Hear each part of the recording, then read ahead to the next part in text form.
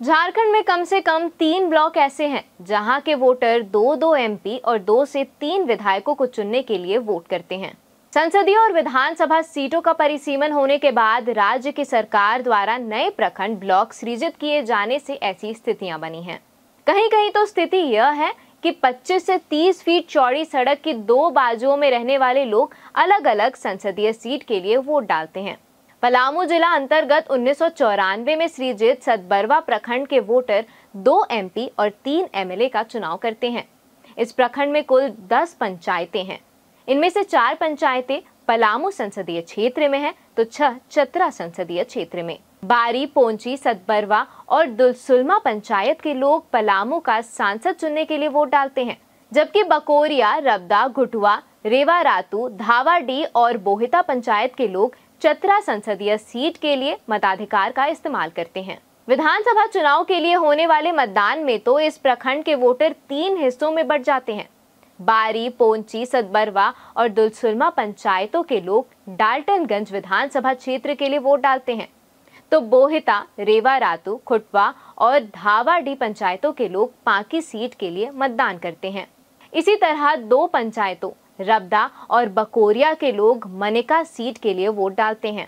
कोडरमा जिले में चंदवारा प्रखंड के साथ भी यही स्थिति है। इस प्रखंड के कुछ हिस्से हजारीबाग तो कुछ कोडरमा संसदीय सीट की सीमा में आते हैं। इस प्रखंड की 15 पंचायतों में से 10 हजारीबाग और 5 कोडरमा संसदीय सीट के अंतर्गत हैं। विधानसभा चुनाव में भी वोटर 2 हिस्सों में बंट जाते हैं। कुछ क्षेत्रों में लोग बरकट्ठा तो कुछ बरही विधानसभा सीट के लिए वोट करते हैं। कोडरमा संसदीय सीट के अंतर्गत आने वाले पंचायतों में कांको, कांटी, बड़की धमराय, पिपराडीह और बिरसोडीह शामिल हैं, जबकि हजारीबाग संसदीय सीट के अंतर्गत चंदवारा पूर्वी और पश्चिम, बेंदी, आरागारो, भोंडो, खाड़ी, धाम, उरवा, पत्थलगढ़ा और मदनगुंडी पंचायतें आती हैं। सबसे दिलचस्प स्थिति चतरा जिला अंतर्गत प्रतापपुर प्रखंड के 3 गांव चक, डुमरवार और पखरी के साथ हैं। झारखंड बिहार की सीमा पर स्थित इन 3 गांवों के लोग 2 अलग अलग राज्यों के 2 सांसदों और 3 विधायकों के लिए वोट करते हैं।